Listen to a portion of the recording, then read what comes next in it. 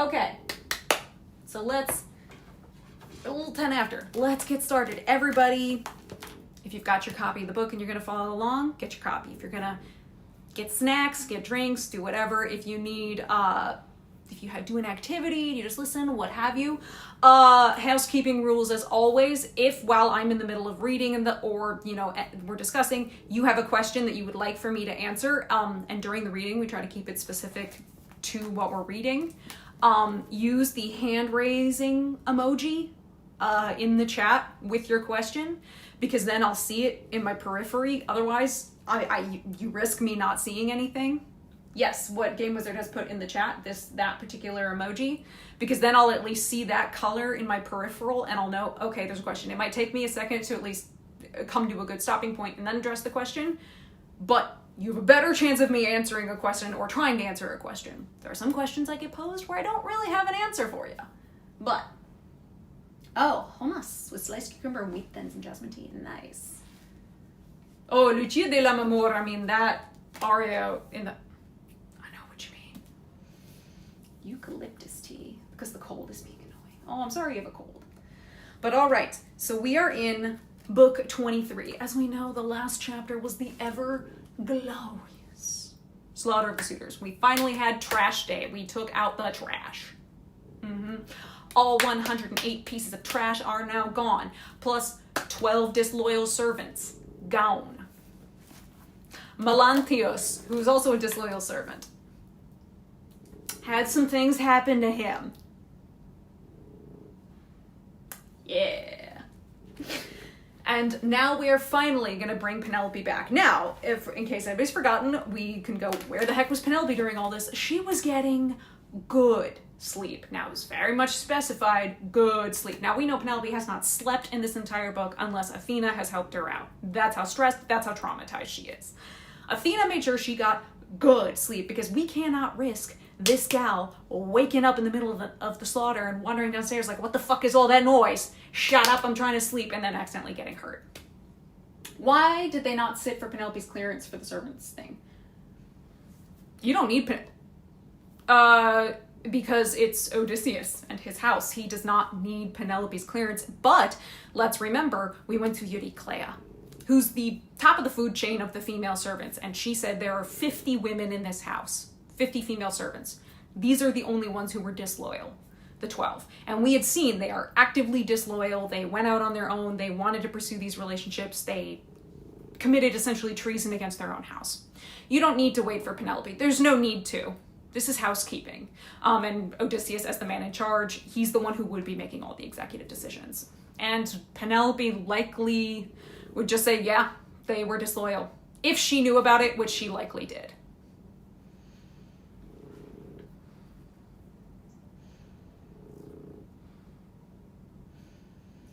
Had some things happen to him. I mean, I don't know how else to say. He had some things happen to him. He's learning his own version of To the Pain. And because now it's Telemachus' prerogative to direct the servants. That as well. And Odysseus for sure, yeah. Because Odysseus is back. Like, we've made it clear that the men are taking the importance. Yeah, Penelope, like, you woke me up for this? Finally in REM sleep, you woke me up for this. You could ask Euryclea, who is our legend, and we love her. And it is very important, as we said before, that the power and the voice in that moment is given not only to a woman, but a woman who is essentially also a doulos, who is also a slave, a servant. So this is, it's very important. It's an interesting thing that Homer has done there. He sure had a journey, that's for sure. Oh yes, the peg purrs, they will be here. But now we are finally gonna go wake up Penelope and be like, hey, guess who's back? Yeah, there's a major do not disturb who wants daddy's pelt. Usually the queen who takes care of the household. To a degree, but only so much as that she sort of directs it. And even then, let's not forget, in the Bronze Age also, given so much of the power here is in that they are land-owning class, essentially, and also someone like Odysseus would know how to participate in agricultural feats. He would probably be working or interacting with a lot of the servants and the dolos, the slaves around without issue. As for the women, yes, Penelope would likely have more interaction with them, but you have Euryclea, who's going to have even more interaction with them because she is a dolos. Sleeping is also important as a narrative tool because we will see that her not hearing anything works in to justify why she's the only one that keeps the doubt about Odysseus coming back. Exactly. She's pretty much the only one out of the loop now, which hurts my heart a bit because we've seen the power that little bit of doubt, even when she's pretty certain that like Odysseus in disguise is Odysseus in disguise, or at least a god in disguise, she still is left wondering. And she's allowed to have that moment of doubt because how does she know this isn't a trick? I mean, it's been 20 years. That's rough. That's a long time. Sleep ex machina. She would sleep to true crime horror podcasts. Now, she'd be listening to, like, the history of weaving. She'd be listening to all this stuff about weaving. How to get away with murder. You're all insane. Okay. So, book 23. The Great Rooted Bed. Up to the rooms the old nurse clambered, chuckling all the way to tell the queen her husband was here now, home at last. Her knees bustling, feet shuffling over each other, till hovering at her mistress's head she spoke. Penelope, child, wake up and see for yourself with your own eyes all you've dreamed of all your days. He's here, Odysseus. He's come home, at long last. He's killed the suitors, swaggering young brutes who plagued this house, wolfed his cattle down, rode roughshod over his son. Dear old nurse, wary Penelope replied, the gods have made you mad. They have that power, putting lunacy into the clearest head around. We're setting a half-wit on the path to sense. They've unhinged you. And you were once so sane. Why do you mock me? Have I not wept enough, telling such wild stories, interrupting my sleep? Sweet sleep that helped me sealed my eyes just now. Not once have I slept soundly since the day Odysseus sailed away to see that cursed city. Destroy, I call it. I hate to say its name. Now down you go. Back to your quarters. If any other woman of mine had come to me, rousing me out of sleep with such a tale, I'd have her bundled back to her room in pain. It's only your grey head that spares you that. Never. The fond old nurse kept pressing on. Dear child, I'd never mock you. No, it's all true. He's here. Odysseus. He's come home, just as I tell you. He's the stranger they all manhandled in the hall. Telemachus knew he was here for days and days, but he knew enough to hide his father's plans, so he could pay those vipers back in kind. Penelope's heart burst with joy.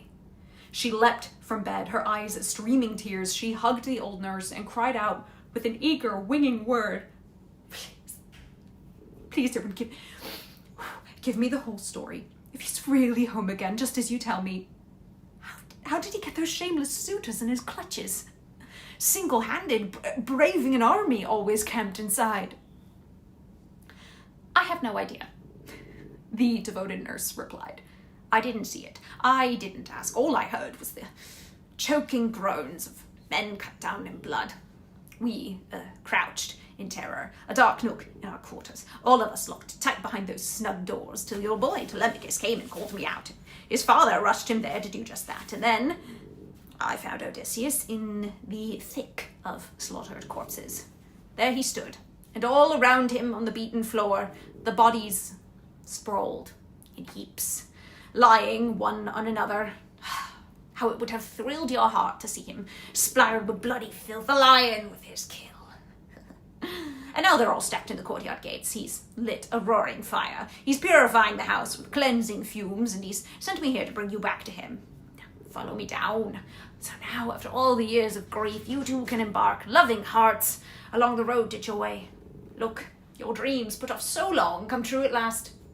He's back alive, home at his hearth, and found you, found his son still here, and all those suitors who did him wrong. He's paid them back. He has it right in his own house. Keeping the root of the Greek word to see is to know. Brilliant. I have no idea. Is genius by Fagels. Fagels does do some things every now and then that are super clever. So those who don't know what I'm looking at, it says, I have no idea. The devoted nurse replies. Mariana is noting that the root of the Greek verb to see is to know. So it's like, I don't know. Or as opposed to, I didn't see. And all of those things. I have no idea. Fagels does some fun stuff. Hush, dear woman, guarded Penelope cautioned her at once.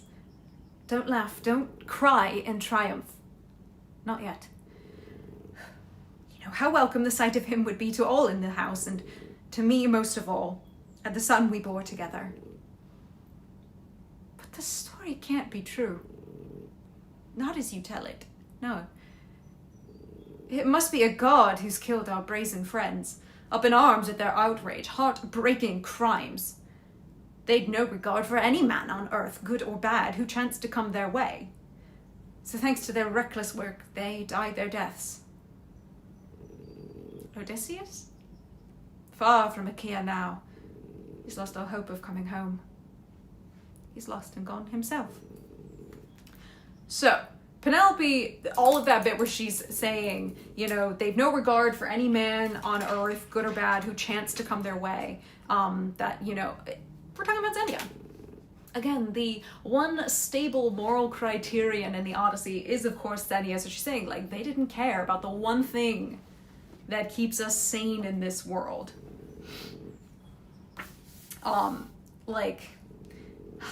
And also, again, Penelope's caution here makes sense. I mean, we did say she had seemed to clock that either in her conversation she had privately with Odysseus when he's in disguise, that either this is her husband in disguise or it's a god in disguise. That is absolutely an option that is on the table.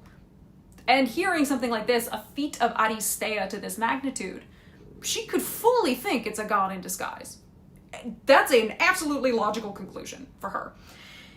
And she's just, we're looking at a woman who is still very afraid to hope. We've had her waking up crying from dreams that were, you know, of her husband back home in bed with her. And it's just like that kind of hope can be so dangerous in her mind because she wants to hope, but she understands if she hopes and then finally gets the truth that he's gone forever, like the heartbreak is going to be unimaginable. So she's trying to guard herself emotionally. It's a completely understandable response. Which again is why she's hearing all this stuff and she wants to get excited, but she's also trying to almost logically temper herself back, going, if I hope too hard and this ends up being a god in disguise, I'll really have my heart broken. And once again be disappointed. I mean, it's a god, hey, that's awesome, but she wants her husband. I know, Penelope, our baby. Child. The devoted old nurse protested. Oh, actually, hold on.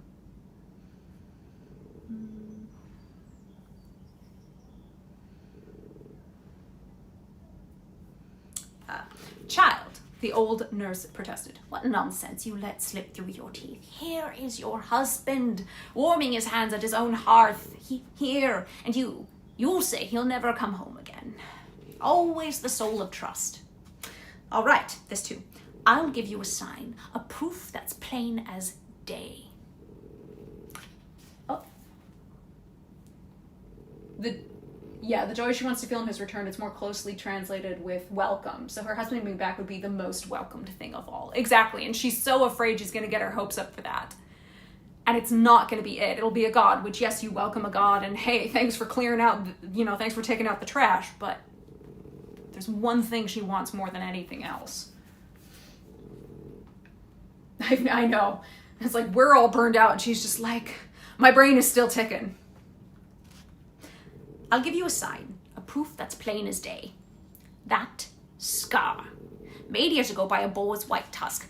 I spotted the scar myself when I washed his feet. And I tried to tell you, but he, the crafty rascal, clamped his hand on my mouth.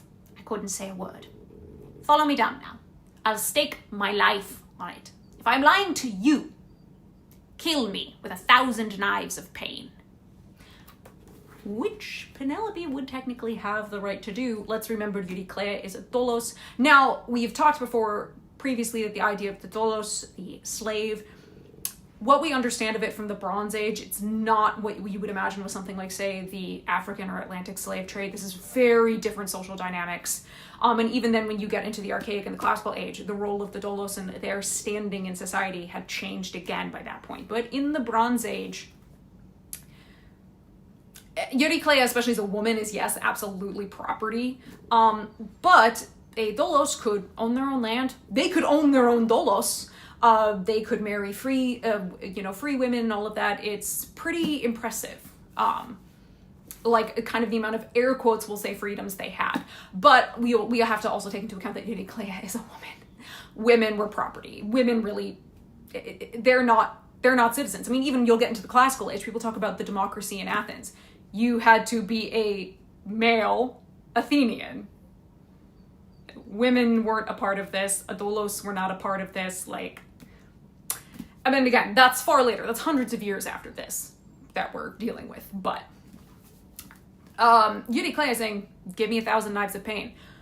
Penelope and or Odysseus would absolutely be at their rights to do whatever they wanted if they thought she had betrayed them in some way. Which, I mean, we've seen, unfortunately, with the killing of the disloyal maids, and that we already talked about how Telemachus and Eumaeus, they kind of took it too far, and they didn't do it the way that Odysseus specifically described. But we went on a whole conversation with that. And I know Crafty Rascal is so endearing. I love that she's just like that Crafty Rascal. She's known him his whole life. She was there when Odysseus was born, so she's watched him grow up. She just looks at him and goes, that kid. I've never read the Odyssey. This is all my vibes. She's very grandma coded, yes.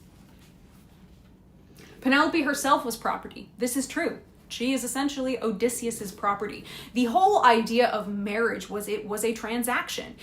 A woman passed from being under the care and protection, aka the property of her father, to the care and protection, aka becoming the property of her husband. And that's pretty much how marriage worked for a good long while. In this house, Euryclea and Penelope are our goats. We love them. Hi, Summered, welcome. Oh yeah, it's definitely an endearing way of being like, you little shit. She's known Odysseus his whole life. She knows what he's about. She goes, I know that kid.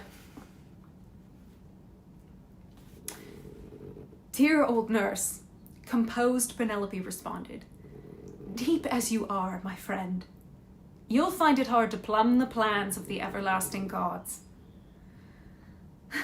All the same, let's go and join my son, so I can see the suitors lying dead and see the one who killed them. Again, Penelope is, and again, as we say, Penelope is absolutely in her rights to say, look, we can't guess what the gods are doing or why they do what they do. If you're a widow, are you essentially free? No. As a widow, you could choose essentially, you might not even choose. You would be, if you had an adult if you had an adult son who then became head of house, you essentially were under his care. However, depending upon your age, if you were younger, your son could send you back to your father, at which point you are then under the protection of your father. The closest male is going to be the one who's going to be basically in charge of you. It's why the suitors are constantly telling Telemachus to send Penelope back. They're not telling Penelope to send herself back. They go to Telemachus and say, send your mother back. She's young enough that you could send her back to Icarius and she can be married again. And Telemachus, of course, is just like, bruh, have you met my grandpa? I'm not telling him to do shit.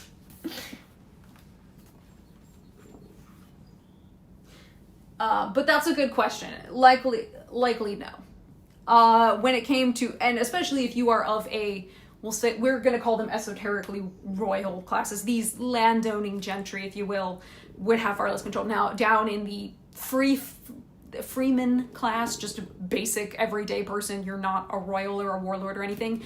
Maybe, I don't know enough. And we, again, only know so much about Bronze Age society and culture, and that comes down to there's whatever writing is done, you have what's called linear A and linear B, and one of those has not yet been translated, like we haven't cracked its code yet. So there's a lot of any sort of stuff from that age that has survived. There's a whole bunch of it that we can't even read. And even for Homer, again, going with the idea that Homer's a real person who's writing this down in what's called the Archaic Age, even they weren't entirely sure about Bronze Age Greece, because the Bronze Age had fully collapsed. You know, the culture had collapsed. There's a whole Dark Age that came before this. So they're even there in the dark. And we know that because there's anachronisms kind of all over the place, even for Homer. I mean, like when he talks about things like the Pentaconter and stuff, we're like, that wasn't around in the Bronze Age. Or in the Iliad, when we do Iliad for book club, we'll talk about some weaponry and armaments that are definitely anachronistic to the age. In fact, they're actually too old for when the Iliad is said to be taking place. Not return to sender. Return to... I hate how good that is. Yeah, exactly. There's a lot we don't really know. We can infer, we can attempt to extrapolate. There's a lot of archaeology. Like, there's stuff you can do, but there's also a lot of mystery. And also because a lot of stuff from Bronze Age, you know, it's harder for that stuff to have survived. It's so long ago that you just have less artifacts, right?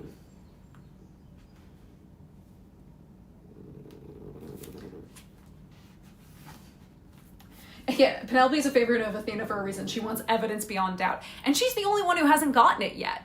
So totally fair. Telemachus has been, you know, Telemachus, Eumaeus, Eurycleia, they've all gotten the hard, like Odysseus has been hard cleared with them. He's given them the evidence. Penelope's the only one who's not gotten confirmation. Her doubt is fully understandable. Like, none of us are on her for doubting. We're like, right on, queen, we get you. With that thought, Penelope started down from her lofty room, her heart in turmoil, torn. Should she keep her distance, probe her husband, or rush up to the man at once and kiss his head and cling to both his hands? And the only notes I had for that, which we've kind of already been discussing, it's in that bit we see she really does want to believe this is Odysseus. But it's been 20 years. For her, she's like, her memory of Odysseus is all she has. Right? She doesn't know Odysseus as he is now 20 years later. And she is wise enough and clever enough to know that people change, right? We've seen, and let's remember now, the first 4 books, the Telemachia, that time we spent with Telemachus visiting the other war heroes, and even how Penelope couldn't even listen to stories about Troy without weeping. We've seen the effect that the war at Troy had upon the people who were left behind and the people who fought in it. She would be conscious of that because she's like, it's hurt me. Who knows what he feels and what he's experienced? Then onto the fact, it took him so long to get home and she doesn't know why. Nobody knows why at this point. I mean, Menelaus kind of has an idea because he got told by Nereus, but he doesn't know the whole thing. She doesn't know how Odysseus has changed over 20 years. Like, what kind of person is she going to see? And this is the effect of her also having been left in a kind of limbo. Somebody had noted in one of the previous book clubs that you think of somebody who's like, has a family member who's a missing person. You never get the closure, say, if a body is never found. You're left in this unfortunate limbo where, like, part of you after a while is going to say that person's dead, but you don't want to believe it. And then if you don't want to believe it and you want to say they're alive, what has happened to that person? How are they different? It's you basically die every single day. You have to, and this is what she's gone through for 20 years. I mean, also fully knowing when he sailed away for Troy, he could have died at Troy. And here's the chance for all of that pain, not really all that pain, all of the questioning, all of that every day is its own little death waiting, all of that to end. If this is her husband, like, that all ends because her husband's now home. And that's both probably very exciting and in a way kind of terrifying for her. Would there have been men who tried to claim they were Odysseus to try and trick the royal household? They could try, but they wouldn't succeed because there were people who knew Odysseus. they would recognize him. And again, we have some certain things also like that scar above his knee. If they could not properly answer all these questions and do all of this, he wouldn't be believed. And that would probably get them in a lot of trouble. A lot of trouble. Most people are not going to try and fake their way into being a hero like Odysseus or the like, because so many people will have met him at some point and be able to corroborate, and yes or no, that is not him. But as far as we know, nobody claimed that. Now, people would come and claim they heard tale of Odysseus or they knew where he was, but nobody ever came and tried to pretend they were Odysseus. That would be bold as fuck to try that to his wife and his son can't really help you, but his wife, who would know him quite intimately, and all of these staff, including someone like Eurycleia, who had watched Odysseus grow up, like, would get clocked in a second. Yes, a god could potentially pull off that trick. They would. But there's no reason for a god to do that. In this, especially when going through the Odyssey, there's no reason for a god to pretend in that way. But it is an option that's still on the table, which is why, Penelope's like, it could be a god in disguise. Could be. I don't know. Yeah, and also relief at realizing this is my husband could be really overwhelming. That's a lot of emotion that's now just sitting there with potential energy. Zeus could. In this case, he has no real reason to. I mean, again, unless he was the one who came and cleared out the suitors because of the Xenia violation. That would make sense. He is Zeusenios. Which is why she's kind of like, look, I'm not gonna make a decision yet. It's an option that's on the board. And also, when you're hearing of a feat of Aristeia of that magnitude, one dude versus 108, you kind of gotta wonder a little bit. She's like, yeah, my husband's good, but really?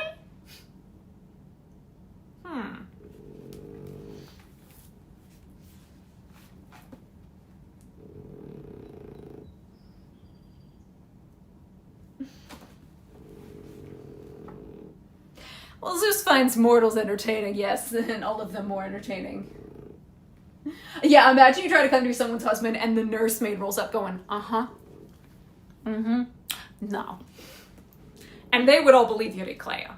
She's held in that level of regard in that house, we know. Yeah, I know the stories. Be wary of a surprise Zeus. Which she would thank him for and obviously treat him with utmost respect, but that would crush her on the inside when, as we know, all she wants is Odysseus. As soon as she stepped across the stone threshold, slipping in, she took a seat at the closest wall and, radiant in the firelight, faced Odysseus now. There he sat, leaning against the great central column, eyes fixed on the ground, waiting, poised for whatever words his hardy wife might yet say when she caught sight of him. A long while she sat in silence. Numbing wonder filled her heart as her eyes explored his face. One moment he seemed Odysseus to the life. The next, no, he was not the man she knew. A huddled mass of rags was all she saw. And of course, as we say, it's like she recognizes him, but in a way it's like cognitive dissonance. Her only memory is him from 20 years ago. He's going to look a little different. Also, we know he's likely just thrown back on the nasty rags he was wearing before, and he's covered in blood and gore, and that would be distracting. Blood, gore, and viscera. That would be a little distracting, and that might kind of catch your eye, and you're trying, I mean, this is mental overload for her. So she's like, yeah, he's so scared of her reactions. Odysseus is keeping very still. Like, he understands, like you would with a predator that you don't want to spook. He's like, this is the most important of the reunions, and he's leaving it to her. She kind of has the power in this situation, so he's just staying still and quiet. Oh, the smell's probably rancid. Also, the fact that they're a tiny bit alarming in your own home. Yeah, a little bit. I just realized Penelope could actually believe that this happened because Odysseus is now in Hades as a payout of the gods for his good deeds because he cannot fix the situation himself anymore. That is also true. This could be a god in disguise as Odysseus, basically cleaning house because he's dead. Hence, she's kind of like, yeah, it's him, but, no, it might not be him. I mean, it looks like him, but it might not be him. Yeah.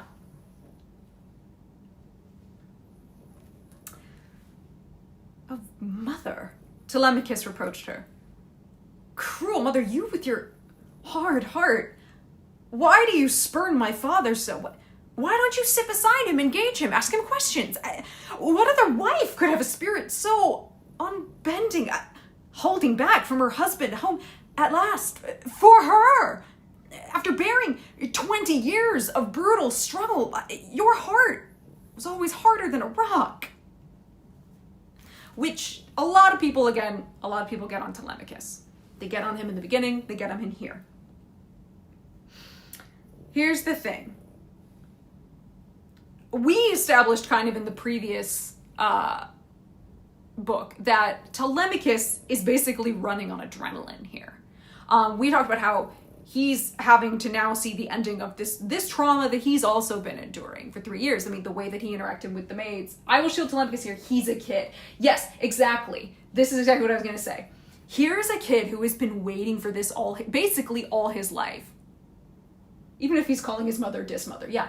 If we've seen Penelope at the beginning, weeping, hearing tales of Troy, he knows how badly his mom wants this. I mean, here's the kid who's been waiting for this to happen and nothing's happening. He doesn't understand. He's like, "What? Aren't you happy? I don't understand." And he's right now still kind of almost in a trauma loop. I mean, we saw how he behaved with the 12 disloyal maids. Even though Odysseus said, basically cut their heads off, do it quick, he engaged in the, I'm still really traumatized, and his emotions and his adrenaline, and that trauma is currently running on a real hardcore loop. That's what he's having here. He's not in a right state of mind. And so he's so confused and overwhelmed, and he's like, I expected her to react a certain way, and she's doing nothing. What is going on?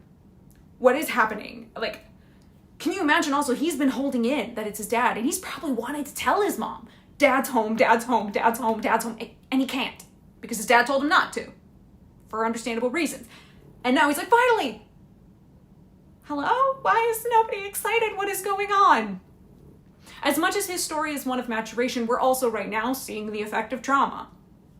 And he's also not been married. He doesn't understand what either of them are feeling. He's a kid. He's in shock. He's going through a lot. He's not in a state to really be rational and realize why they're being so careful with each other.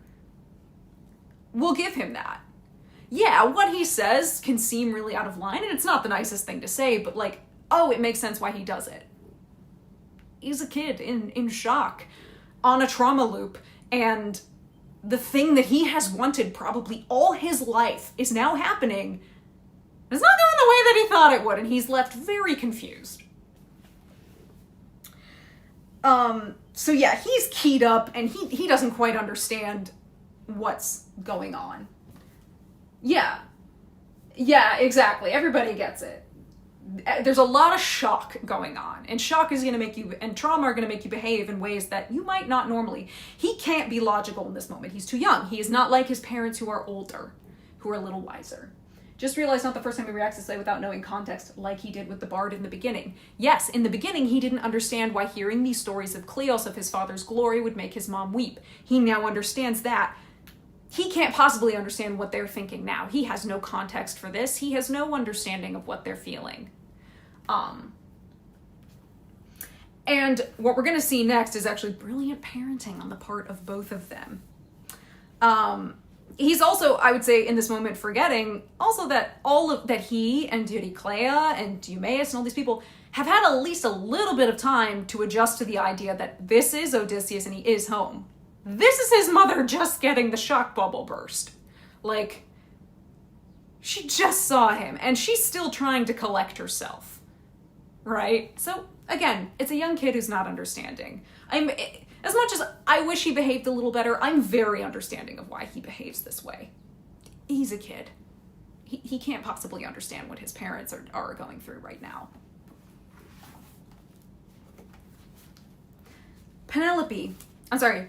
My child. Penelope, well aware, explained. I'm stunned with wonder. Powerless. Cannot speak to him, ask him questions, look him in the eyes. But if he is truly Odysseus, home at last, make no mistake, we two will know each other, even better. We two have secret signs, known to us both, but hidden from the world. Odysseus, long enduring, broke into a smile and turned to his son with pointed, winging words. Leave your mother here in the hall to test me, as she will. She soon will know me better. Now, because I am filthy, wear such grimy rags, she spurns me. Your mother still can't bring herself to believe I am her husband. But you and I put heads together. What's our best defense? When someone kills a lone man in the realm who leaves behind him no great band of avengers, still the killer flees. Goodbye to kin and country. But we brought down the best of the island's princes, the pillars of Ithaca. Weigh it well. I urge you. Which, I love this bit. Because it's the fact that Odysseus smiles and he's like, yeah, that's my wife. But he's cheeky back to her, which you know Penelope heard that bit of, your mother still can't bring herself to believe I am her husband. Oh, let her test me. You know Penelope went, yeah, that's my husband, all right. She goes, oh, you want to, oh, as I said, oh, you want me to test you? Oh, you want to play it this way? Okay, you cheeky fuck. All right. And also, yeah, she's like, okay. Yeah, very much. Your parents are people too, give them a second. Well aware and long enduring. It's beautiful because they both are calm and they tell him, and the fact that they stay calm in this moment is also, they're doing it for him. I think as parents, as people who have suffered trauma, they recognize he's keyed up. And that's part of why Odysseus also notes that we brought down the best of the island's princes. We've brought down the pillars of Ithaca. You need to think about that. This isn't over. We will have things to deal with. So take a moment, take a breath. Bring yourself, like, you're at 10, I need you to dial it down to like a 5. Basically, come down. If you start thinking, you'll start coming down. Odysseus would understand that as having been in the heat of battle, and both he and Penelope understand this as having endured their own traumas. And being parents. It's so good. Yeah, and again, the fact that Odysseus smiles, because Penelope, in that first bit, we two have secret signs known to us both but hidden from the world. She's like, I'm pretty sure it's him, but just to make sure it's not a god in disguise, you can basically say, we know some things that are only between us. Like, we have our own ways. And then Odysseus flashes that shit back, and you knew the moment Penelope heard that, she was like, yeah, that's him, and oh, that's how you went, okay, you know what? 20 goddamn years! Penelope, yeah, because Marissa told me at the end of My Cousin Vinny, would you like to know more? No, the defense is wrong. That's literally. Yeah, this is one of the wisest moments of Odysseus' life, his first test of being dad and / the mentor after battle and in shock himself. Yeah, and this is also where we're seeing that they are older. They're no longer really the current generation, it's their children. So they're now the wiser elders, kind of in this situation. It was beautiful. The way that Penelope and Odysseus interact with each other, it's designed to show you how perfect they are for each other. It's just, the way they interact, it proves that they are a perfect match. Nobody could be better for either of them. They just go together.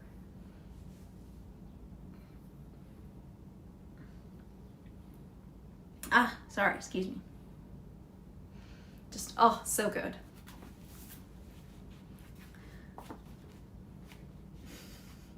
But he wasn't there for the new generation, so now it's time to catch up and teach them. Yep, exactly. He missed his sons growing up, and so no matter how well he was taught by people like Mentor or others around Ithaca, now it's time for him to step in and make sure Telemachus understands this is what you need to do. This is how you behave as a Greek hero, a Greek king.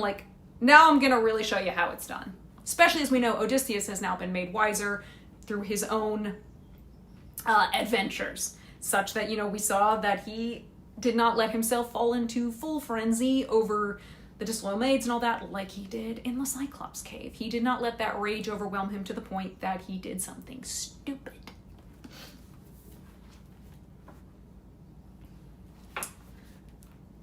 Look to it all yourself now, father, the son deferred at once. You are the best on earth, they say, when it comes to mapping tactics. No mortal man can touch you there, but we're behind you, hearts intent on battle, nor do I think you'll find us short on courage, long as our strength will last. Which Telemachus acknowledging here, I mean, you're Odysseus, crafty Odysseus, Polymetus Odysseus. You're the one who's known for planning. And again, here's another chance for Odysseus to teach him, to be like, okay, here's how we do what we need to do. Then here's our plan, the master of tactics said. I think it's best. First, go and wash and pull fresh tunics on, and tell the maids in the hall to dress well too. And let the inspired bard take up his ringing lyre and lead off for us all a dance so full of heart that whoever hears the strains outside the gates, a passerby on the road, a neighbor roundabout, will think it's a wedding feast that's underway. No news of the suitors' deaths must spread through town till we have slipped away to our own estates, our orchard green with trees. There we'll see what winning strategy Zeus will hand us then. Basically, cover it up, get to a safe place, then actually make the plan. Zeus, will send down the plan. Make the plan, expect the plan to go off the rails, throw away the plan. And we do have the poor bards who are still here, but they didn't get killed even though they were wrong place, wrong time, but that's okay. They hung on his words and moved to orders smartly. First, they washed and pulled fresh tunics on. The women arrayed themselves. The inspired bard struck up his resounding lyre and stirred in all a desire for dance and song. The lovely, lilting beat till the great house echoed round to the measured tread of dancing men in motion, women sashed and lithe. And whoever heard the strains outside would say, a miracle. Someone's married the queen at last. One of her 100 suitors, that careless woman, too faithless to keep her lord and master's house to the bitter end, until he came sailing home, which is like, damn. Don't talk about our queen that way. And bard, I need the ancient equivalent of brain bleach.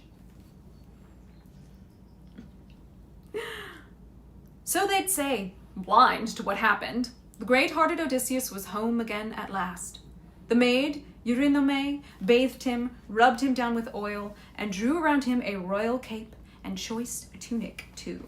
And now, I remember you had a note in here.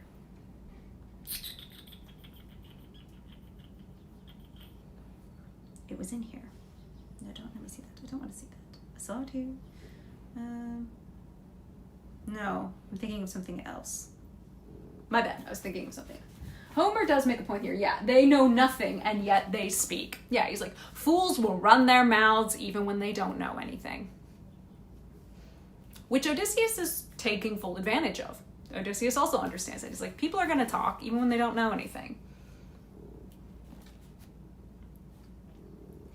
And Athena crowned the man with beauty, head to foot, made him taller to all eyes. Whoa, now, we like our short king. His build more massive, yes, and down from his brow the great goddess ran his curls like thick hyacinth clusters full of blooms. As a master craftsman washes gold over beaten silver, a man the god of fire. And Queen Athena trained in every fine technique and finishes off his last effort handsome work. So she lavished splendor over his head and shoulders now. He stepped from his bath, glistening like a god, and back he went to the seat that he had left, and facing his wife, declared, "Strange woman." Oh, Athena makeover Odysseus final. I know, she really went all out for the final makeover. Insane. "Strange woman, so hard. The gods of Olympus made you harder than any other woman in the world. What other wife could have a spirit so unbending, holding back from her husband, home at last for her, after bearing 20 years of brutal struggle? God of fire. As a master craftsman washes gold over beaten silver, a man the god of fire. The god of fire, reference to Hephaestus, because we're talking about craftsmanship and the creation, like in a forge. God of fire, smiths and fire. I know this is how you flirt, but shut up. I know. His flirting is so ridiculous. Again, I can feel the eye roll from Penelope being like, yeah, that's my husband, all right. Just like this fool. Holding back from her husband home at last for her after bearing 20 years of brutal struggle. Come, nurse, make me a bed. I'll sleep alone. She has a heart of iron in her breast. Oh yeah, it's like, you little shit. This is absolutely absurd flirting. It's absurd flirting. Strange man, wary Penelope said. I'm not so proud, so scornful, nor am I overwhelmed by your quick change. You look, how well I know, the way he looked, setting sail from Ithaca years ago aboard the long-oared ship. Come, Euryclea, move the sturdy bedstead out of our bridal chamber, that room the master built with his own hands. Take it out now, sturdy bed that it is, and spread it deep with fleece, blankets, and lustrous throws to keep him warm. This is brilliant. Sorry, I'm very pleased because this is such a brilliant moment. It's like he flirts with her that way and she goes, oh, you want to play? She goes, okay, yeah, let's play that game. Like yeah, okay, no. Two can play at that. Putting her husband to the proof. But Odysseus blazed up in fury, lashing out at his loyal wife. Woman, your words, they cut me to the core. Who could move my bed? Impossible task, even for some skilled craftsman, unless a god came down in person, quick to lend a hand, lifted it out with ease, and moved it elsewhere. Not a man on earth, not even at peak strength, would find it easy to prise it up and lift it. No. A great sign, a hallmark, lies in its construction. I know. I built it myself. No one else. There is a branching olive tree inside our court, grown to its full prime, the bole like a column, thick set. Around it I built my bedroom, finished off the walls with some good tight stonework, roofed it over soundly, and added doors, hung well and snugly wedged. Then I lopped the leafy crown of the olive, clean cutting the stump bare from roots up, planing it round with a bronze smoothing adze. I had the skill. I shaped it plumb to the line to make my bedpost, bored the holes it needed with my auger. Working from there, I built my bed, start to finish. I gave it ivory inlays, gold and silver fittings, wove the straps across it, oxhide gleaming red. There, I tell you, is our secret sign, our life story. Does the bed, my lady, still stand planted firm? I don't know. Or has someone chopped away that olive trunk and hauled our bedstead off? She literally trolled him, I know. Geez, defensive art. I know, everybody's just like, damn, feeling a little snappy, aren't we? Just a little, losing your cool? Yeah, and this is where we see, that's that last bit of trauma he had to get through. Because remember, his greatest fear initially was that he would come home and find the palace empty. Penelope had left. But he knows she's still here. So that idea that he'd been replaced or forgotten or something, like that last bit of trauma, that last bit of fear that has been niggling at him, while she picked absolutely the perfect secret sign, it stung that one last little bit that's in there, and he completely forgets that they're flirting and that this is a game. And he flips his shit, which obviously Penelope recognizes, but also this proves Penelope is the only one who actually manages to kind of pull one over on him. She's doing it in the spirit of the game. But he has also, again, as everybody else, has endured a great deal of trauma and has had his own fears and worries. And that last little bit, I mean, because this is the most important reunion, it's like she broke him a little bit. Which, as she realizes, living proof. Penelope felt her knees go slack, her heart surrender, recognizing the strong, clear signs Odysseus offered. She dissolved in tears, rushed to Odysseus, flung her arms around his neck and kissed his head and cried out, "Odysseus, don't you flare up at me now, not you, always the most understanding man alive. The gods, it was the gods who sent us sorrow. They grudged us both a life in each other's arms, from the heady zest of youth to the stoop of old age. But don't fault me.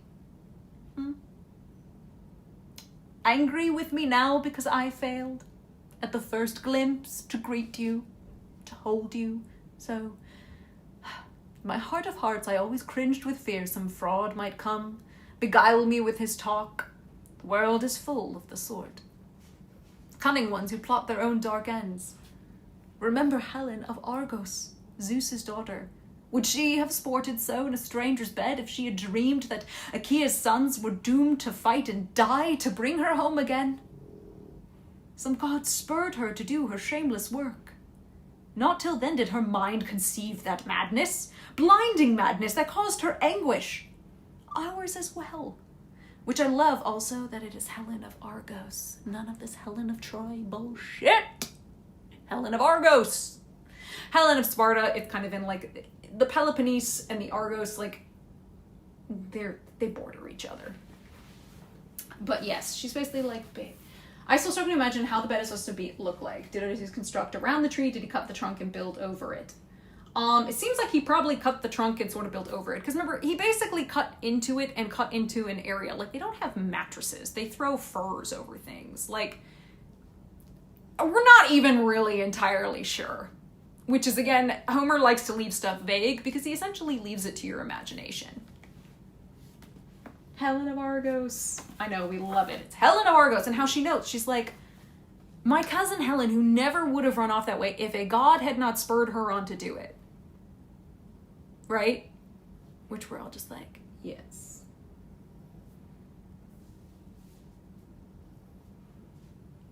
Like, yes. Yes, yes. Yes, yes, yes, yes. And she's like, babe, of course I tested you. Come on, it's all part of the game. She's calming him down while also like having her own moment of, it is my husband, holy shit, yes. I mean, she knew, but it's, you finally get the moment. I get why he'd make his bed like that. I've never actually seen a fully mature olive tree, but I bet it's beautiful. Ancient Greece, was that really where the stuffed pillow was invented? I did not know this. Many other places had stone or wood headrests to keep bugs out of the ears. Huh. Only I would tolerate you. Interesting. How fascinating. I did not know that. But now, since you have revealed such overwhelming proof, the secret sign of our bed, which no one's ever seen but you and I, and a single handmaid, Actoris, the servant my father gave me when I came, who kept the doors of our room you built so well. You've conquered my heart, my hard heart, at last. Which, God, she can't resist that last little bit, my hard heart. Like, she's ribbing him, like, my hard heart, like, yeah, who's got the hard heart now? I love these two. Eunis emeteris. I forgot to add in the notes. Eunis?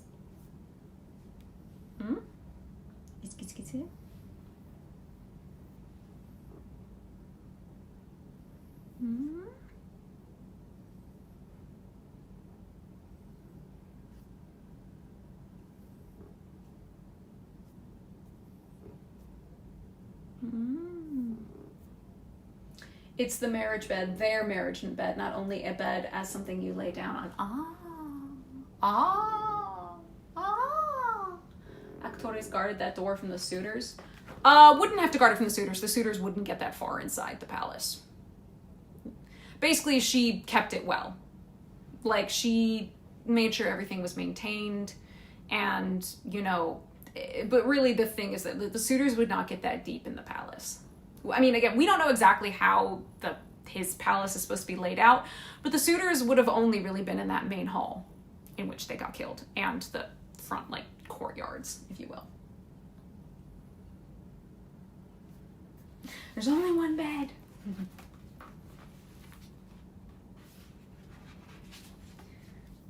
Their banter is top tier. That's why we love them. The more she spoke, the more a deep desire for tears welled up inside his breast. He wept as he held the wife he loved, the soul of loyalty, in his arms at last. Joy, warm as the joy that shipwrecked sailors feel when they catch sight of land. Poseidon had struck their well-rigged ship on the open sea with gale winds and crushing walls of waves, and only a few escaped, swimming, struggling out of the frothing surf to reach the shore, their bodies crusted with salt but buoyed up with joy as they plant their feet on solid ground again, spared a deadly fate. So joyous now to her the sight of her husband, vivid in her gaze, that her white arms embracing his neck would never for a moment let him go. Dawn, with her rose-red fingers, oh no, here I cry, yeah, might have shone upon their tears, if with her glinting eyes Athena had not thought of one more thing. She held back the night, and night lingered long at the western edge of the earth, while in the east she reined in dawn of the golden throne at ocean's banks, commanding her not to yoke the wind-swift team that brings men light, Blaze and Aurora, the young colts that race the morning on. Yet now Odysseus, seasoned veteran, said to his wife, "Dear woman, we have still not reached the end of all our trials. One more labor lies in store, boundless, laden with danger great and long, and I must brave it out from start to finish. So the ghost of Tiresias prophesied to me the day I went down to the house of death to learn our best route home, my comrades and my own. But come, let's go to bed, dear woman. At long last, delight in sleep, delight in each other. Come." "If it's bed you want," reserved Penelope replied, "it's bed you'll have. Whenever the spirit moves you, now that the gods have brought you home again to native land, your grand and gracious house. But since you've alluded to it, since a god has put it in your mind, please, tell me about this trial still to come. I'm bound to learn of it later, I'm sure. What's the harm if I hear of it tonight?" "Still so strange," Odysseus, the master of stories, answered. "Why again? Why force me to tell you all? Well, tell I shall. I'll hide nothing now, but little joy it will bring you, I'm afraid. As little joy for me. The prophet said that I must rove through towns on towns of men, that I must carry a well-planed oar until I come to a people who know nothing of the sea, whose food is never seasoned with salt. Strangers, all, to ships with their crimson prows and long, slim oars, wings that make ships fly. And here's my sign," he told me, clear, so clear I cannot miss it, and I will share it with you now. "When another traveler falls in with me and calls that weight across my shoulder a fan to winnow grain, then," he told me, "I must plant my oar in the earth and sacrifice fine beasts to the Lord God of the sea, Poseidon, a ram, a bull, and a ramping wild boar. Then journey home and render noble offerings up to the deathless gods who rule the vaulting skies, to all the gods in order. And at last my own death will steal upon me. A gentle, painless death. Far from the sea it comes to take me down, borne down with the years in ripe old age, with all my people here in blessed peace around me. All this, the prophet said, will come to pass."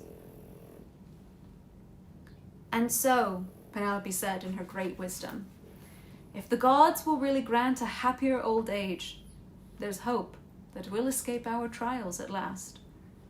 So husband and wife confided in each other, while Nurse and Eurynome, under the flaring brands, were making up the bed with coverings deep and soft, and working briskly, soon as they'd made it snug, back to her room the old nurse went to sleep, as Eurynome, their attendant, torch in hand, lighted the couple's way to bed, and leading them to their chamber slipped away.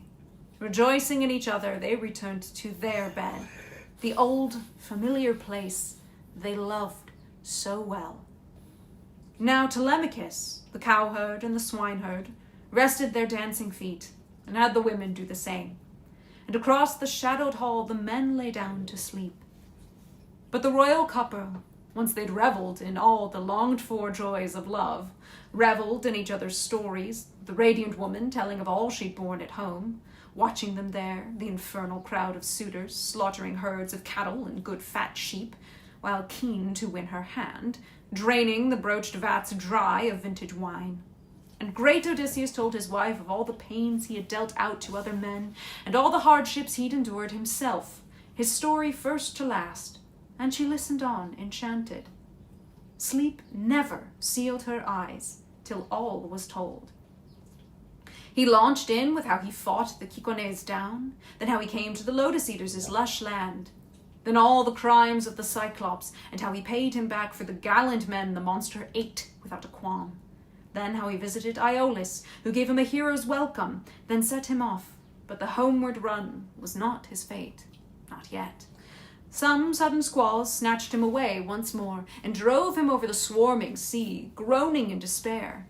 Then how he moored at Telepylus, where Laestrygonians wrecked his fleet, and killed his men-at-arms.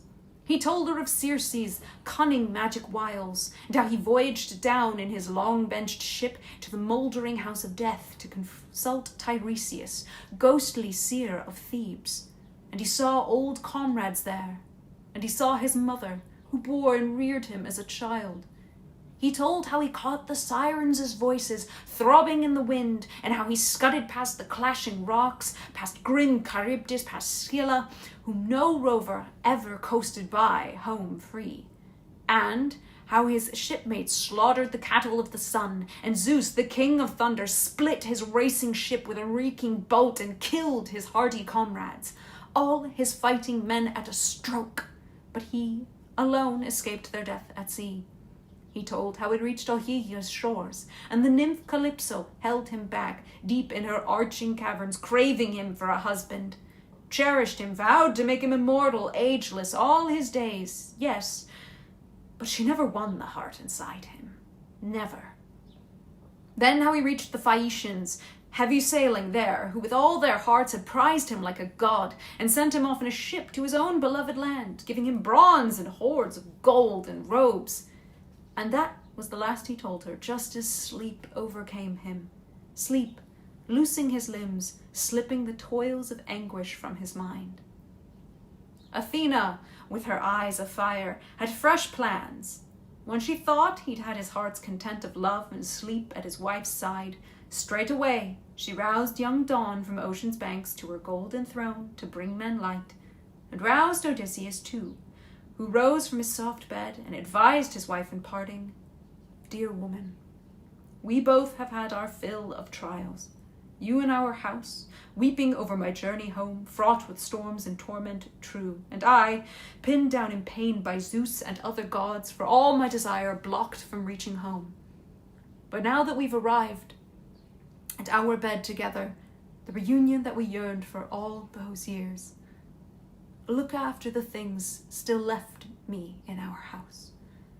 But as for the flocks those brazen suitors plundered, much I'll recoup myself, making many raids. The rest our fellow Ithacans will supply till all my folds are full of sheep again. But now I must off to the upland farm, our orchard green with trees, to see my father. Good old man, weighed down with so much grief for me. And you, dear woman, sensible as you are, I would advise you still. Quick as the rising sun, the news will spread of the suitors I killed inside the house. So climb to your lofty chamber with your women. Sit tight there. See no one. Question no one." He strapped his burnished armor round his shoulders, roused Telemachus, the cowherd and the swineherd, and told them to take up weapons honed for battle. They snapped to commands, harnessed up in bronze, opened the doors and strode out, Odysseus in the lead. By now the daylight covered the land, but Pallas, shrouding them all in darkness, quickly led the 4 men out of town. Ta-da! Well, not everything. I know, it's like, not everything. Oh.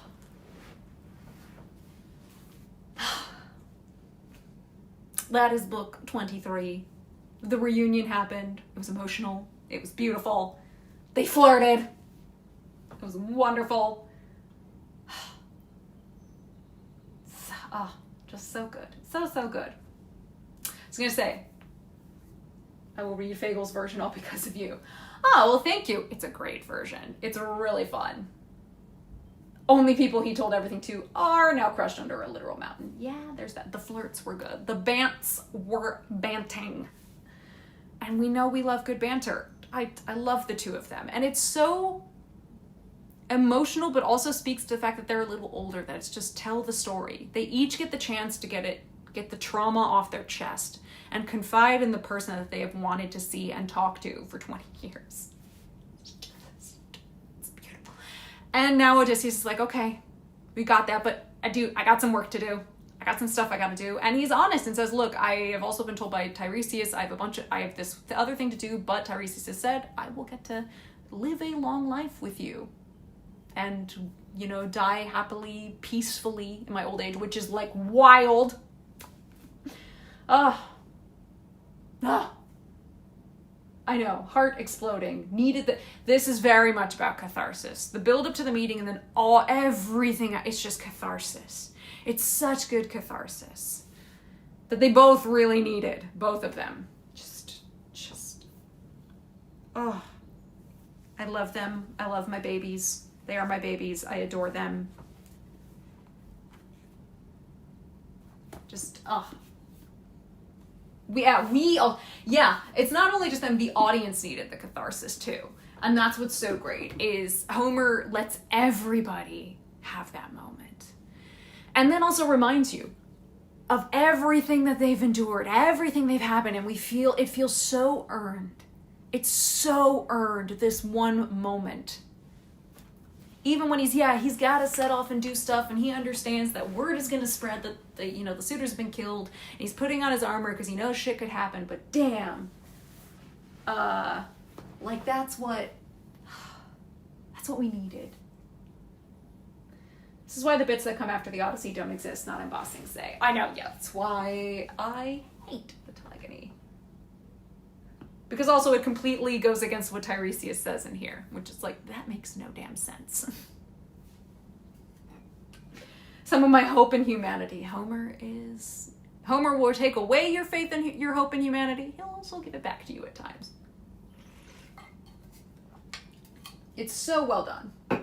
And again, I just love their flirting. The way they talk with each other. You can read it, you can tell, especially when it's like, woman, hard-hearted. And she's like, oh, so that's how you want to play it. Yeah, we do not discuss that one. No. And again, also, even Telemachus with his outburst, it's like, it makes so much sense. These 3 people who've all been so traumatized are having that moment. It's just, it's so good.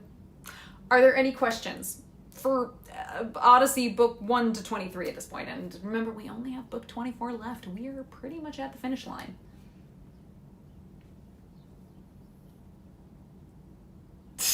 Wordplay is foreplay. Oh yeah. And it's why they're perfect for each other. Like the way they banter with each other and they speak with each other, it's like they need somebody who can match them on that level. And again, yeah, it is such a human story.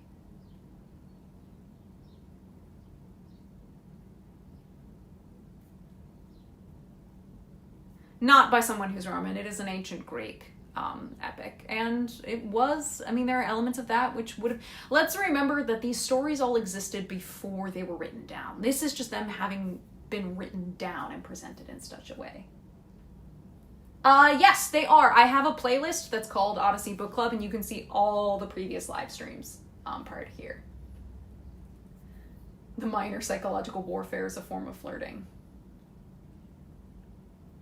To confirm there are no consequences. Yeah, that's book 24 is pretty much immediate fallout. We have to deal with the immediate fallout. As we know, we're also going to see his father, Laertes, who we know has been suffering this whole while. So we have to finally let that particular generation have its closure. Would Odysseus feel the need to hide anything from Penelope, especially concerning things with Circe and Calypso?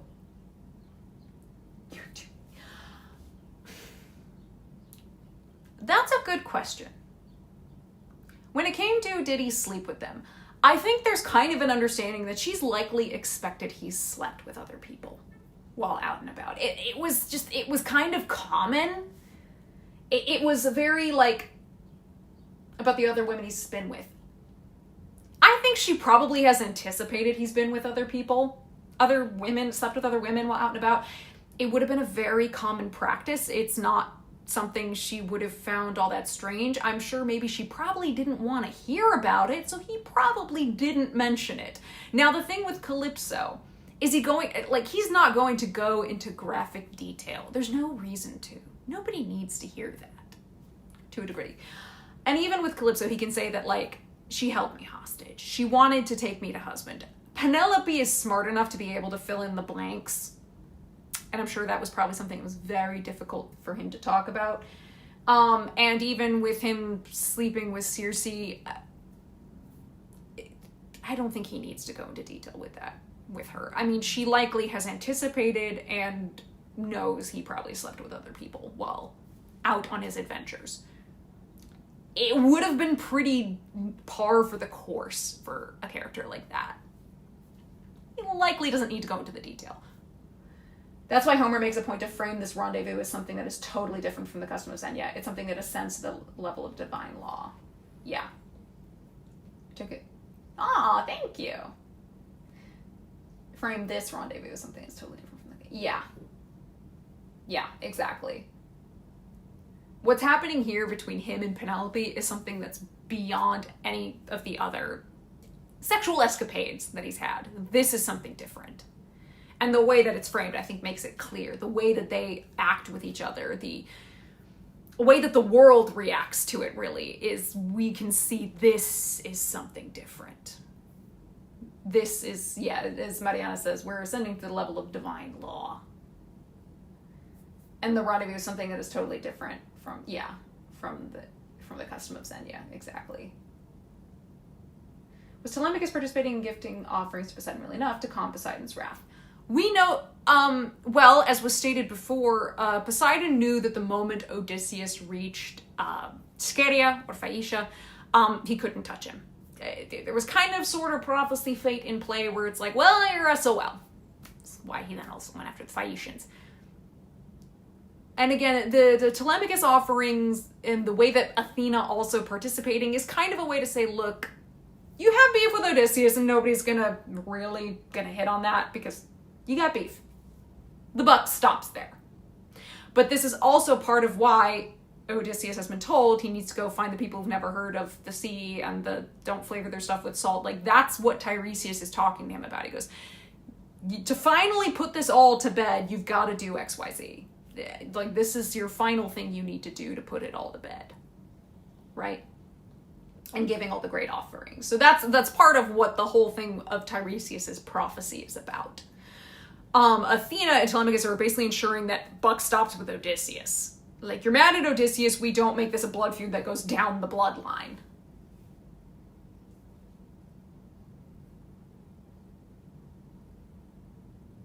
The anti-bottom thing is Rome. What? Oh, Lord.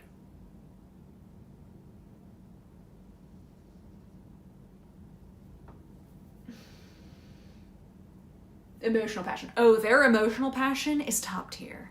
It's top tier. Yeah, no, this is no House of Atreus shit. I mean, they were never in danger of becoming the house of Atreus, but no god's coming for you. Teensy bit wild. Guys, calm it down. Calm it down, please. Calm it down, everybody.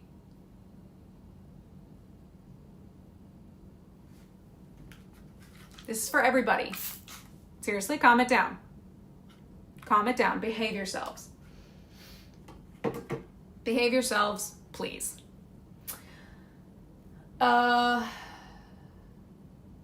Guys. Seriously? Knock it off.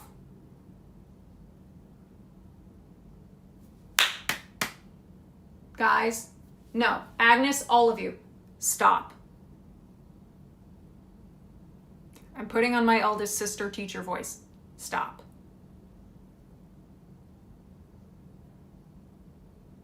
Enough. You want to have talk like that? Take it somewhere private. Enough. Thank you.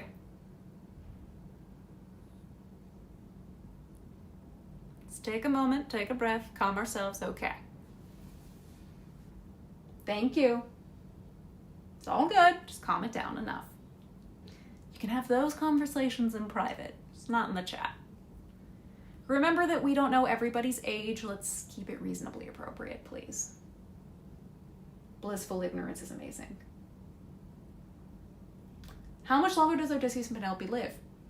Good question. I'm going to break everyone's heart. They're probably around 50.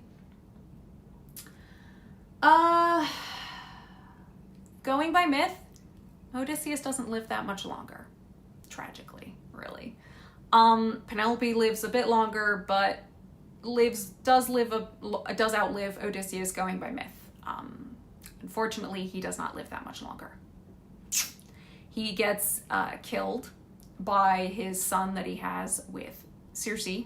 Well, one of the sons that he has with Circe. If you go by Hesiod, he has 3 sons with Circe, which they're not triplets either. Don't ask questions, apparently.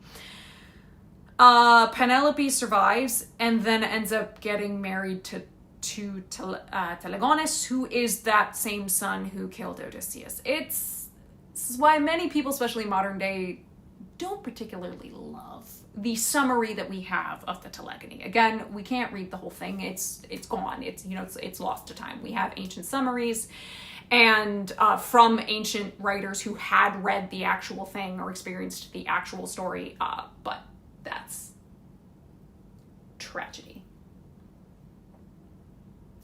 Unfortunately, it is, we would say, canonical. It is a part of the myth, the tradition, if you will. Now, lots of people like me like to, in my own way, on a personal level, ignore it entirely. I have to, on an academic level, acknowledge that that is the mythic tradition.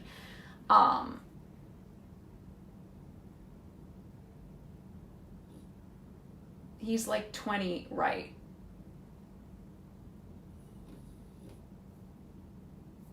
Why would he marry a beautiful woman who's 54, 60? Ask the suitors!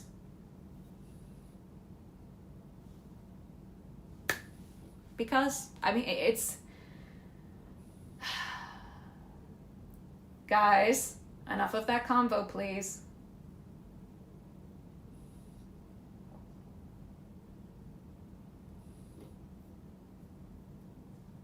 Yes, Penelope we're talking about, ageless. She's like 50, 60, whatever. I'm sorry, have you seen some actresses at 50/60? They're beautiful! Hey, Anne Hathaway is, what, in her 40s? 50? I mean, there are actresses who are like 50-something. They look gorgeous. Still serving. Penelope is that good looking. And she's a great conversationalist. But yeah. Isn't Telemachus the heir? Question. Since letter X is key, wouldn't Xenia be pronounced Kenya? As far as I know, it's pronounced Xenia, but actually, you know what? Let's see if Fagels helps us out here. I am not a master of ancient Greek either, so I don't know if Mariana, who at least has probably got a better handle of Greek than me. He only does names. I wonder if he says... if he gives us a pronunciation of that. He mostly gives us pronunciations of names, so it might not be in here. It does not. Most names are pronounced as za. So the X might actually not be the letter. There is a letter for the... As much as we describe... Oh, well, actually, it's an X. If you were as T-U-E-W-X. You know what? It's high. I was going to say, it's not ki or kai, T. It's a different letter. Okay, that's what I figured. I'm like, no, I've always heard it pronounced as Tenya, so that's why I was like, I'm pretty sure it's that. But again, my pronunciations could be all over the place. The T and different letters, okay.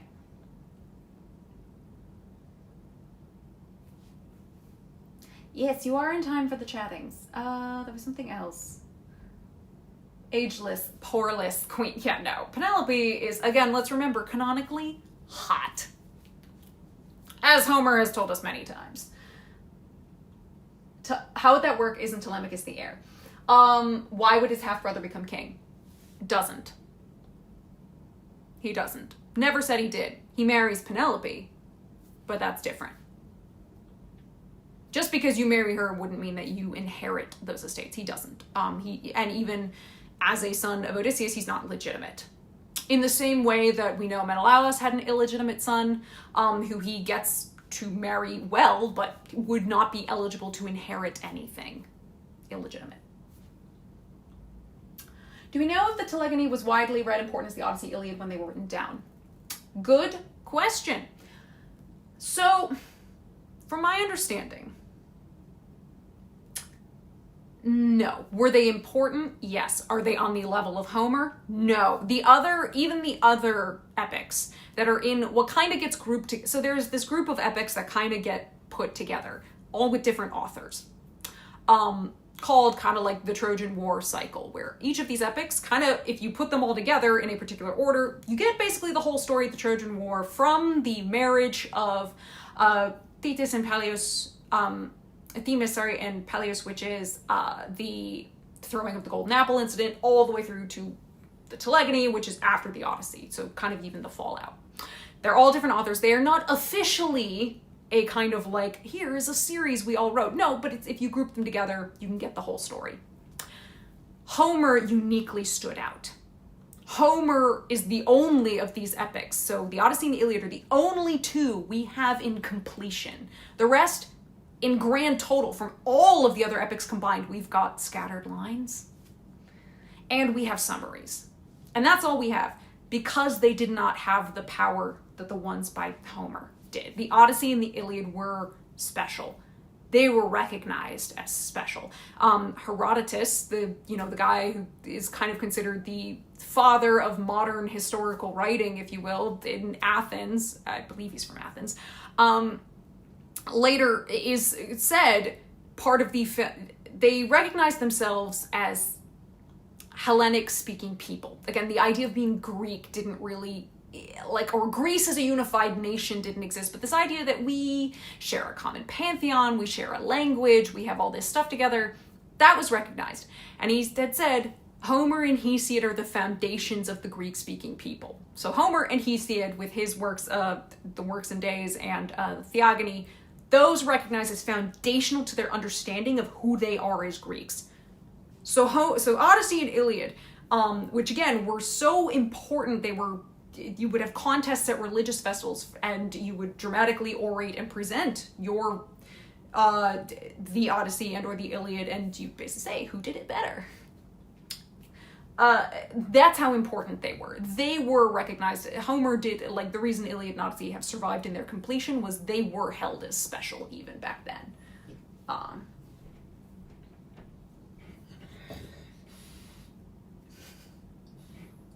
Yeah, they are essentially the outliers in that they were remembered, they were recognized as special, and they were held in a higher regard, especially really for how they were written down, for how they were constructed. The stories were already known.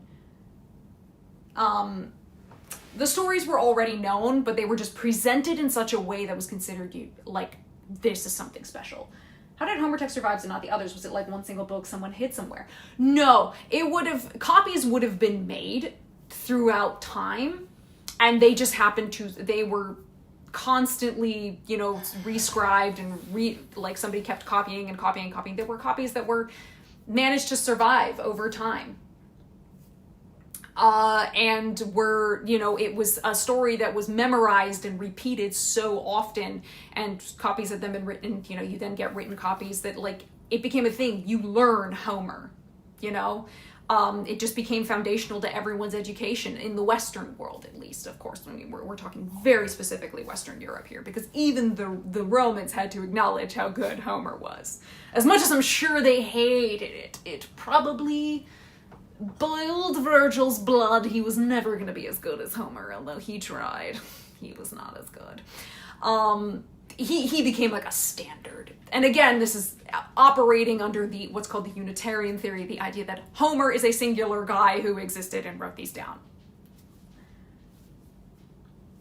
It's oral tradition and then it getting written down. The oral tradition leads to it getting written down, and both those things help preserve it, absolutely. The favorite book was just kept around, the others were not so epic, so they were lost. They were just not held in as high regard in terms of the quality of their writing, we can say. Because here's the thing about how well, like again, this story already existed. The myth of Odysseus is something that already exists, right? He doesn't invent these characters. They were already around. It was written in such a way where the poetry of it is so good, it is so well crafted, that it is on a level that can't be matched. The other epics, hey, maybe they were good, but you were not writing like this guy, you know? It's like saying the story of the idea of Macbeth, sure, it had been around, but then Shakespeare rolled up, right? The story was around, but like then this one person, I mean, again, we're operating under the idea that Homer is a single dude and existed, whatever. Then this version came out that was so damn good and that it became the version. That's the, like, it's like, I want to hear the story of Odysseus. No, you want to hear the Odyssey. Specifically, Homer's Odyssey. Yeah, the Homerics were also central in one of the most important festivals in Athens, so they would have been recited many, many times. As a canon under Pisistratus. Yes. Yeah, exactly. And their importance in religious festivals is what guaranteed they were going to be remembered in a kind of codified way.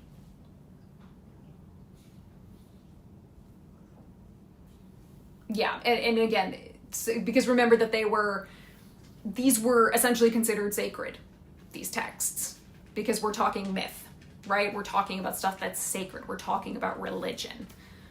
As much as there was no Bible and, you know, the religion of Hellenic polytheism was very localized, certain things would get around.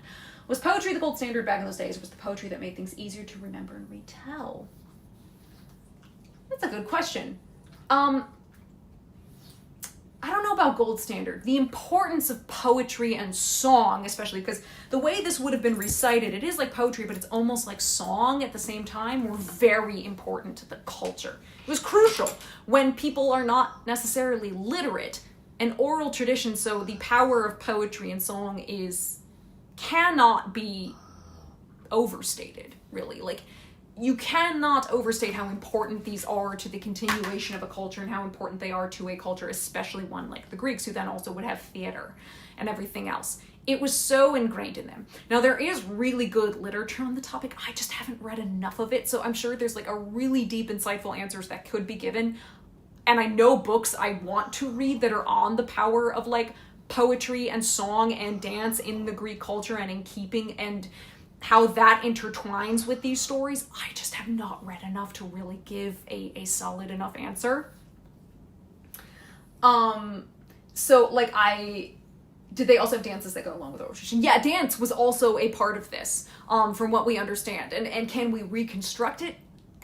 Not really. We can try, but not enough unless they continued on. So yeah, poetry and its helps it have a staying power.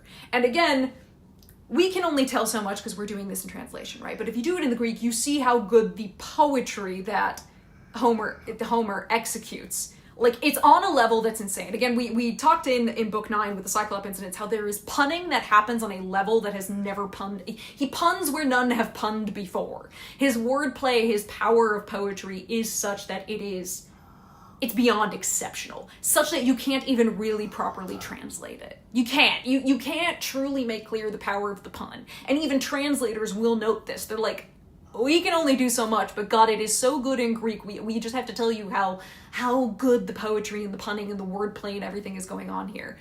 Part of why, again, Homer survives, why he was remembered. Stuff was being done with language and with storytelling that was so good, it became that important. Bye, Warcat! There's another question in here, and I think I missed it.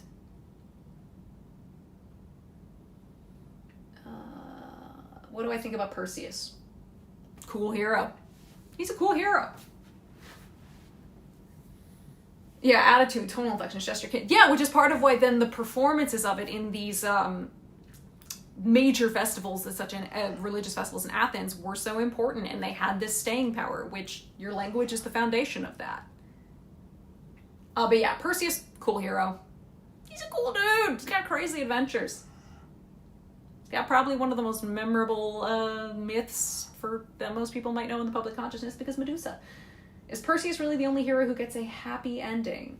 Gonna raid out to work. Thank you, man. Thank you, people. Have fun. Agnes, don't ask Athena to stop Dawn for you. Sleep. Yes, important. Bye, Mariana. Thank you for coming and having all of your insight as well. Our resident Greek expert, as we say, since I am a Greekless reader. Percy's really the only hero who gets a happy ending. You know? He might be. Although you have to argue, does not Heracles get a happy ending? Because he gets to ascend up to become one of the Theoi, one of the gods. Marries Hebe, the goddess of eternal youth. Daughter of Hera, like... I mean, that's not so bad. I mean, the death is painful and kind of sucks, but not so bad. Diomedes is also pretty much, I believe, the only other hero who gets, canonically, we'll say, ascended to the Theoi as well, because Athena's like, that's my dude. He's insane. He's the dude. So, I mean, that's not so bad. But yeah, most heroes do have pretty shitty endings, so Perseus is one of the few. I kind of want to introduce my niece to the Odyssey, you know, like a good kid's book. Good question. I don't really know a kid's version, because even I never read, like, a kid's version of the Odyssey. I had it told to me by my grandfather, so, like, I don't know. Atalanta has a good ending as well. Yes, I think specifically the question was really more for the male heroes. Atalanta is one of the rare female heroes. One of the only, really. Yeah, I mean, we have Heracles, who was the guy. He got to ascend to be a god, like, in the story. Now, and that's different from, please remember, the idea of worshipping these heroes, like hero cults, very common, very much a thing in ancient Greece. Not the same as in the myth, you ascend to the Theoi. That only happens in the case of Heracles and in some sources, Diomedes as well. I already told some source I would love a book. I wish, yeah. I can't, you'll get suggestions from everybody in here. I can't really vouch for any just because I never really read one. I heard the stories as a kid from, like, my grandfather told me, and then I dived straight first into just reading translations of the Odyssey, which the first translations I ever read, I think the first translation I ever read was Fitzgerald, and then Fagel's, and moving on from there. So, like, I sadly don't know any sort of, like, more aimed at a younger audience version.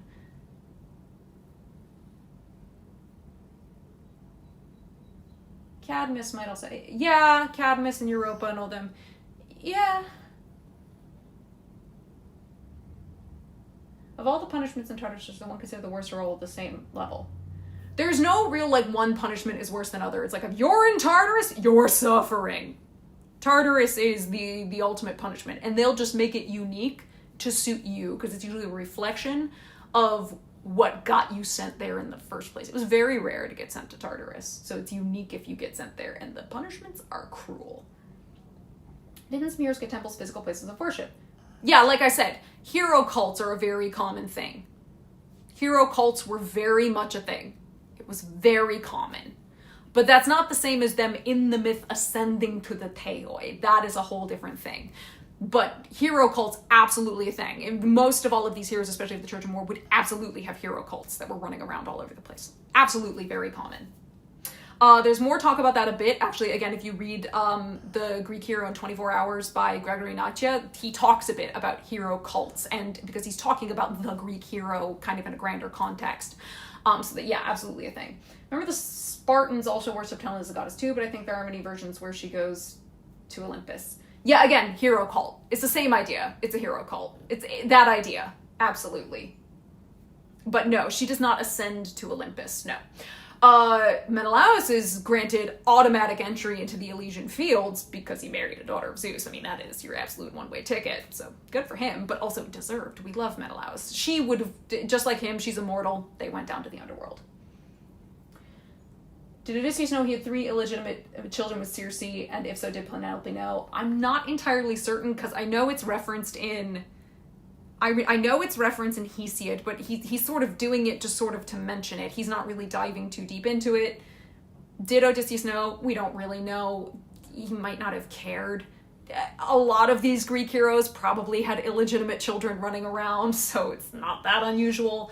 And so did Penelope know? Probably not. But she could, again, if she's assuming her husband is out there sleeping around while he's at war and on adventures, whatever, which again would be a very common assumption as it was a very common behavior, she can probably pretty readily make the assumption he's probably got illegitimate children running around, but it doesn't really matter because generally they're not going to affect anything, right?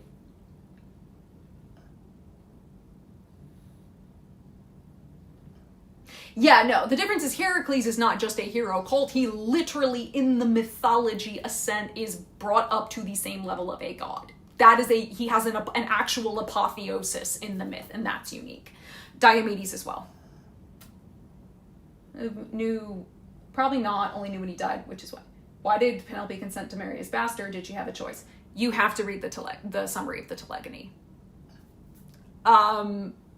Telemachus could essentially give her away to Telegonus, because if she stayed after Odysseus' death and agreed to be basically under the rule of her son, then Telemachus could make that decision. I've only read the summary for the Telegony a couple times. Frankly, it's only a summary. It's not the same as getting to read the actual epic poem, so it's whatever. Julie, you pretty much have to go read the summary for the Telegony, because that's all you'll find. We have, again, maybe a line or two from it that has survived, but all you'll really have is a summary. Does that mean he and Agamemnon can never reunite even in death? That's a good question. I don't really know.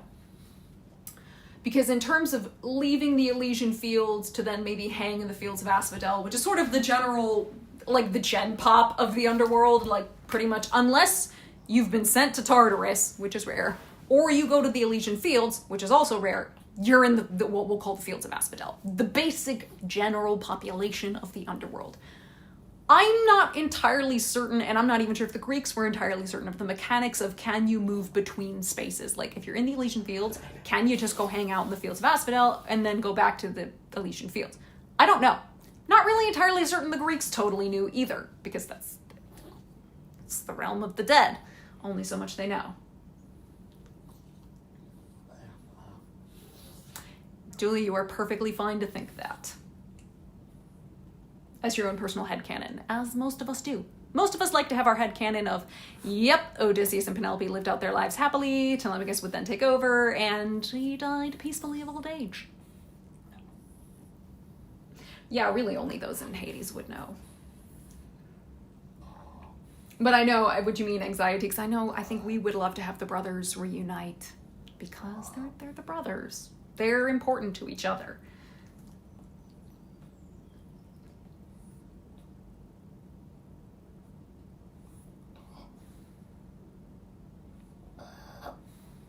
Yeah, I know. And that's why I think the Telegony is...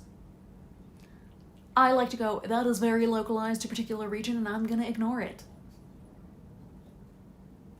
Hi, Mary. You're at the ending of it. We finished our reading. We're now just chatting.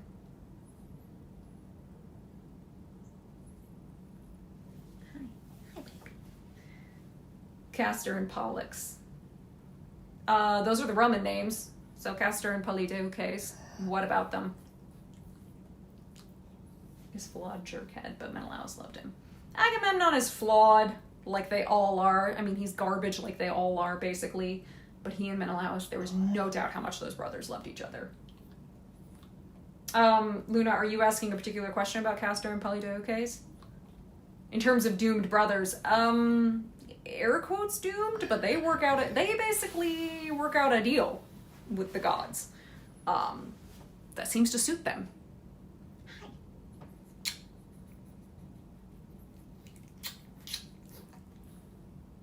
Bye, Sarah.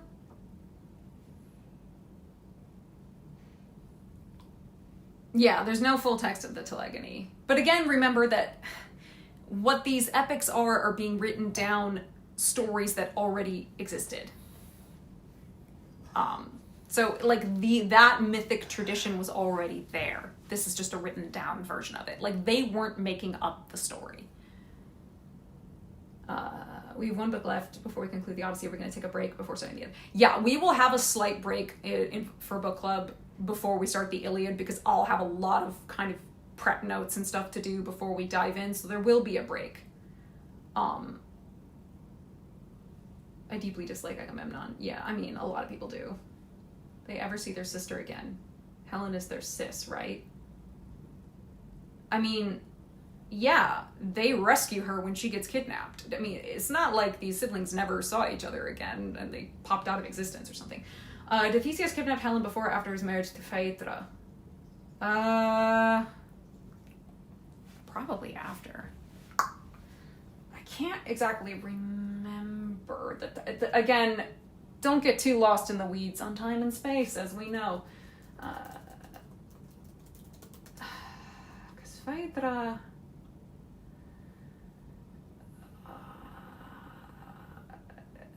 Helen would have been...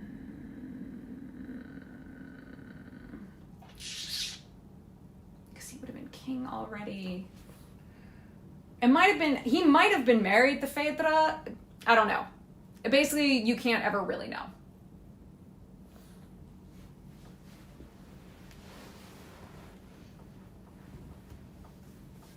How many times has Helen been kidnapped? Twice.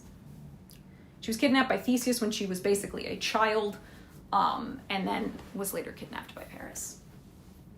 It's unfortunate, really. Hi, Hybrid.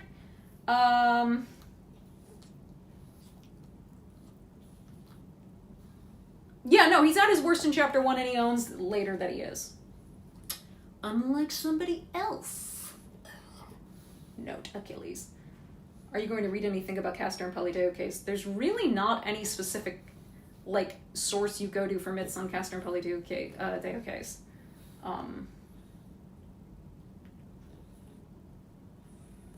Is somebody slandering our husbands? No slandering, Menelaus. Great Greek husband.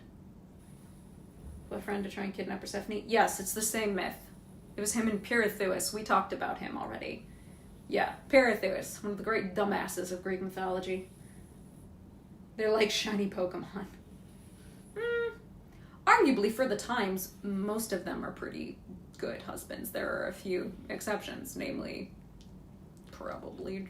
Well, that's if you say that Jason and Medea were actually legally married. So actually, most of them for the times were considered perfectly fine husbands. Yeah, Pirithous. Achilles, yeah. He's so annoying. He's a fascinating character, but God, I want to slap him.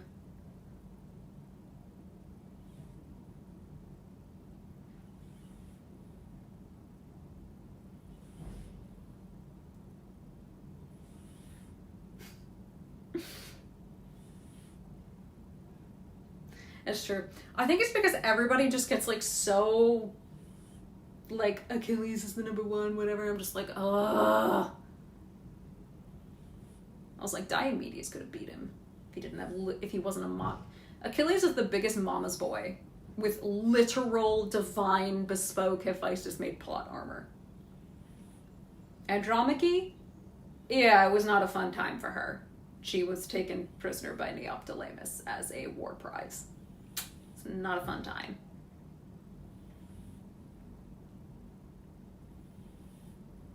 Diomedes' supremacy. Diomedes is the dude. He's literally like the number 2 Greek hero in terms of like, give us the epitome of the Greek hero. Heracles always number 1. There's no contest. Diomedes number 2. Some peace. Nah, really, but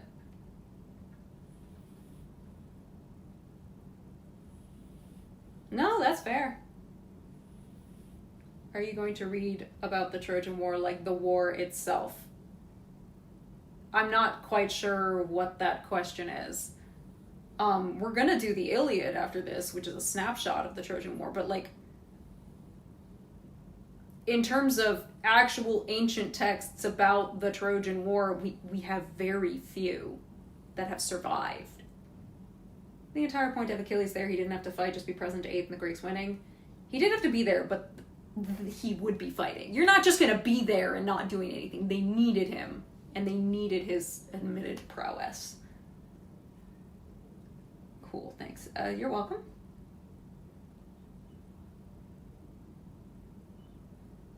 The hard part of reading the Iliad is just that everyone behaves terribly. Dude, Old King Nestor is amazing. I think you mean Nestor, not Nectar. Dude, Old King Nestor is amazing. Patroclus was really interesting. I mean, I never found him all that interesting in the Iliad, in that he's just sort of like standard Greek hero. Well, not even hero, Greek, like, soldier guy. Like, again, the fact, yeah, as you say, the fact that he puts up with Achilles is astonishing, but he's also of a slightly lower class kind of than Achilles, I guess. So it's like, okay, but Song of Achilles did not help that. Yeah. Iliad Mean Girls edition. Get in, losers. We're committing more crimes. Yes. Nestor finally dies. Exactly when? No. But he, you know what I mean? That man has lived to who knows how old. So old. Oh my God. Exactly.